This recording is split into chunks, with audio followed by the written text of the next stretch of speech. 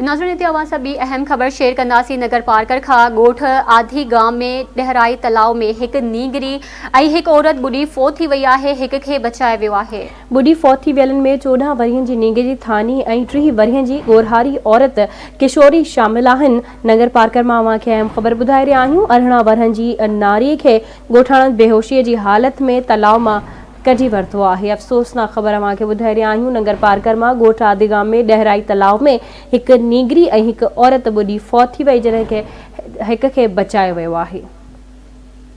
अवां खे आगाह करे रहिया आहियूं। ॿुॾी फौत थी वियलनि में 14 वरियनि जी थानी ऐं 30 वरियनि जी ॻोरहारी औरत किशोरी शामिल आहे। नगर पार्कर मां ख़बर शामिल करे रहिया आहियूं। 18 वरियनि जी नारीअ खे ॻोठाणनि बेहोशी जी हालत में तलाव मां कढी वरितो आहे। उन हवाले सां वधीक तफ़सील मालूम कंदासीं। आवाज़ न्यूज़ जे रिपोर्टर ज़ुल्फ़कार खोसो खां। जी ज़ुल्फ़कार, वधीक छा अपडेट्स आहिनि?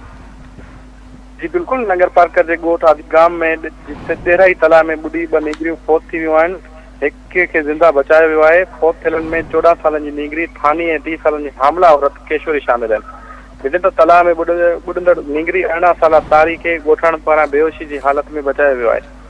ॿुॾी फौत थियलनि ॿिन्ही औरतुनि जा लाश तालका अस्पताल नगर पार्कर पहुचाया विया आहिनि। वार्तनि जो चवणु आहे त पाणी भरण लाइ तलाव में औरतूं लथियूं, जितां पेर तिरकण सबबि नारी केशोरी तलाव में हली वई। वॾी गहराई वारी तलाव में हली वई, जंहिंखे बचाइण लाइ लथल ॿियूं छोकिरियूं लथियूं, जेको ॿुॾी वियूं, जिन मां हिक खे ज़िंदा बचायो वियो आहे।